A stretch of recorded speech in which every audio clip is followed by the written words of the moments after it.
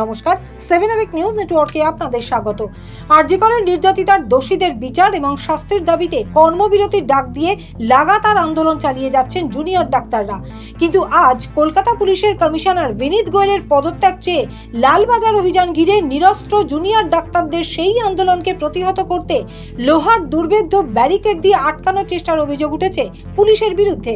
যেখানে ডাক্তারকে ভগবান মানা হয়, সেখানে সেই ডাক্তাররাই তার মেয়ের হত্যার কাণ্ডের বিচার চেয়ে রাস্তায় নেমে প্রতিকার চাইছেন দেখে কৃতজ্ঞতা জানিয়ে এভাবেই পাশে থাকার আর্জি জানালেন নির্যাতিতার বাবা মা।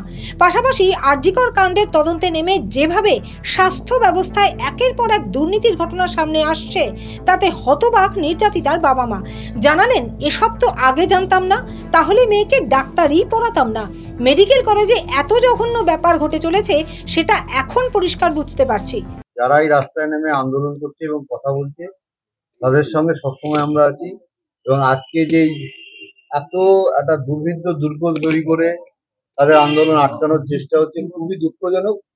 কলকাতা যিনি, তার তো সৎসাহস থাকা উচিত ছিল যে যারা নিরস্ত্রভাবে আন্দোলন করতে তাদের সঙ্গে তিনি কথা বলতে পারেন, কিন্তু উনি ছাত্রদের যে দাবিটা তুলেছে উনি এসে কথা বলুন, আমাদের যেতে দেবেন না, ঠিক আছে, কিন্তু তাও তো উনি আসছেন না। ছাত্ররা বাধ্য হয়ে বসে রাস্তায় বসেই বিক্ষোভ দেখাতে কি করবে। কলকাতার সিপি একদম ঘটনার সময় থেকে ঘটনার মোড় ঘোরানোর চেষ্টা করে। হ্যাঁ, সেটা যদি একটু বল। এটা তো প্রথম থেকেই আপনারা দেখতে পাচ্ছেন, সিপির উপর ভরসা উঠে যাওয়াতেই তো আমরা হাইকোর্টে গেছিলাম। এটা তো বারবার বলেছি, আর কিছু বলার নেই এই ব্যাপারে। সমস্ত দেখতে পাচ্ছেন, ভবিষ্যতে কি হবে সেটাও দেখতে পাবেন। কিছু পজিটিভ দিক আমাদের কাছে এলে আমরা একটু মানসিকভাবে আরো দৃঢ় থাকতে পারতাম। এখন যতটা ইয়েছে কিছুটা সমস্যা আমাদের মধ্যে মনের মধ্যে কাজ করছে, যে কি হচ্ছে এই ভাবটা হয়েছে। সিপিআই তরফ থেকে আপনাদের বলা হচ্ছে কোনো ইনফরমেশন না না না না না না, ওনারা সবসময় বলছেন যে আমাদের যা ক্ষমতা আছে সর্বশক্তি দিয়ে আমরা চেষ্টা করি। সন্দীপ ঘোষ দেখা যাচ্ছে 150 ঘন্টারও বেশি সময় হয়ে গেল। কালকে তো বিকাশবাবুর কথাটা সুন্দর একটা উত্তর দিয়েছে, এই ব্যাপারে আমার তো কিছু বলার দরকার নেই। নিশ্চয়ই প্রয়োজন না না না, এটা হঠাৎ হওয়ার কোনো বিষয়ই নেই। নিশ্চয়ই প্রয়োজন হচ্ছে বলেই বারবার ডাকছে, বারবার তাকে জিজ্ঞাসাবাদ করছে।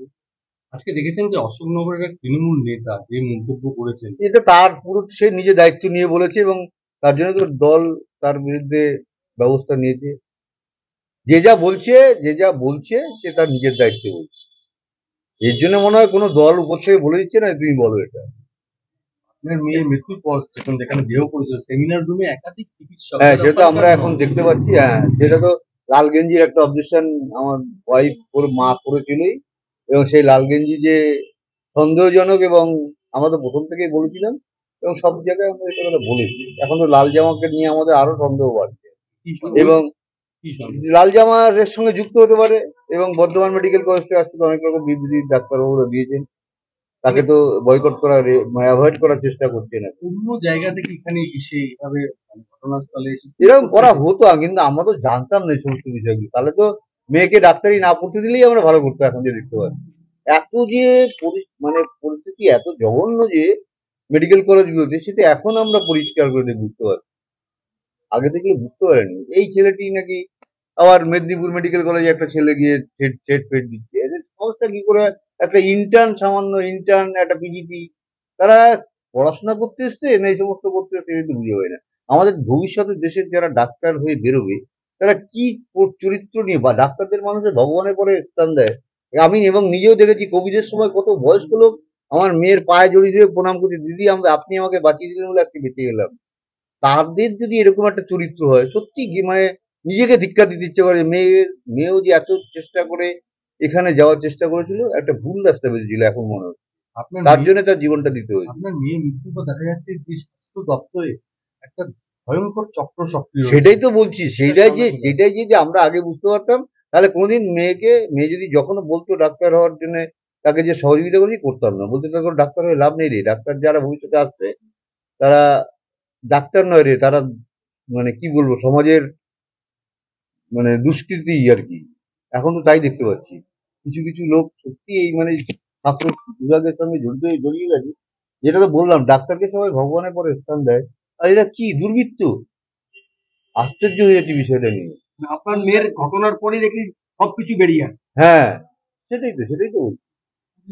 আমরা তো আমাদের একমাত্র মেয়েকে হারিয়েছি।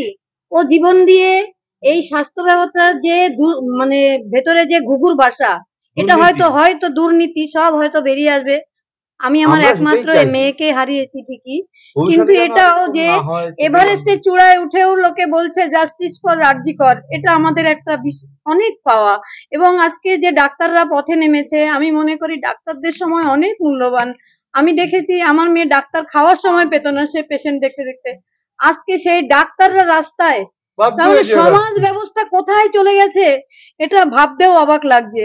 যেখানে ডাক্তারই ভগবান, সেই ভগবান রাস্তায় এসে বলছে যে আমরা এর প্রতিকার চাই। আর কি বলবো বলুন।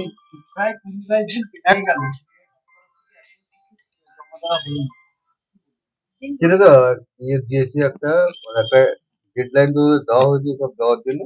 নিশ্চয়ই এটা আমরাও চাই তদন্ত আরো ভালোভাবে ভালোভাবে ধৈর্য এগিয়ে আমরাও ধৈর্য ধরছি সমস্ত বিষয়টা যেন একদম সামনে সামনে চলে আসে আসে, এবং অপরাধীরা উপযুক্ত সমাজ শাস্তি যেন পায়। পরিষ্কার হয়। সমাজে পরে ভগবান যেন যাদের আমরা মনে করছি আমার তাদের একটা মেয়ে চলে সত্যি গেছে, ভগবান, কিন্তু আর দৈত্য না কোনো হয়, মেয়ে দেবতাই যেন বা হয়। ছেলে যাই হোক না কেন, কেউ যেন এভাবে প্রাণ না দেয়। ডাক্তার ডাক্তারই, সে ছেলের নাম কি মেয়ে এরকম ভেদাভেদ না করে যেন তারা কাজ করতে পারে। এবং ভগবানের বদলে যেন দেবতার বদলে যেন দৈত্য না তৈরি হয়। আমার এটাই সবার কাছে একটা অনুরোধ হয়ে থাকে। আপনার মেয়ের জন্য সর্বস্তরের লোক রাস্তায় নামছে। সমস্ত সেজন্য সবাই লোককে আমরা আমরা পরিবেশ সদস্য মানে হিসেবে মানি। অন্তরের অন্তঃস্থল থেকে কৃতজ্ঞতা বললেও কম হয়ে যাবে। তাদের আমরা আন্তরিক অভিনন্দন জানাবো, কি বলে জানাবো সেই ভাষাটুকু আমরা হারিয়ে ফেলেছি। তাদের আমরা পাশে পেয়েছি বলে আমরা কৃতজ্ঞ। তারা যতদিন না আমরা বিচার পাই, তারা যেন এভাবেই আমাদের পাশে থাকে। একটা প্রশ্ন হচ্ছে যে যেখানে সিবিআই তদন্ত করছে সেখানে বারে বারে যে ডিসি সেন্ট্রাল ইন্দিরা মুখার্জি বা অন্য পুলিশ অফিসার আমি তো বারবার আমরা এসব বলতে চাই না, উনি বারবার মিথ্যে কথা বলছেন। বারবার মিথ্যা কথা বলছি, তুমি বারবার বলছি এক সিবিআই কথা। তদন্ত চলাকালীন সময় তো কলকাতা পুলিশের এরকম বলটা কি ওনারা তো বাধ্য হয়ে বলছেন এখন এই সমস্ত বিভিন্ন জুনিয়র ডাক্তাররা তারা তো গেছে, হাতে কোনো তরোয়াল অস্ত্র কিছুই নেই, তারা ফুল হাতে নিয়ে গেছে। তাদের ওই লোহার ব্যারিকেড দিয়ে আটকানো, এটা তো একটা অমানবিক অমানবিক। কি চাপা দিতে চাচ্ছে সেটা আমরা কি করে ওনারা বলতে পারবেন সেটা ভালো। ওনারাই, উনি সামনে যারা এসে কথা বলার প্রশাসক হয়তো সৎ সাহস নেই ওনার, তাই উনি লোহার ব্যারিকেড দিয়ে ওদের আটকাতে চাইছেন। সোদপুর থেকে রাজাদের রিপোর্ট 7 নিউজ নেটওয়ার্ক। আরও বিভিন্ন খবরের আপডেট জানতে হলে অবশ্যই সাবস্ক্রাইব করুন 7 নিউজ নেটওয়ার্ক চ্যানেলটি, কারণ আপনাদের একটা সাবস্ক্রিপশন আমাদের কাছে অত্যন্ত মূল্যবান। জয় হিন্দ।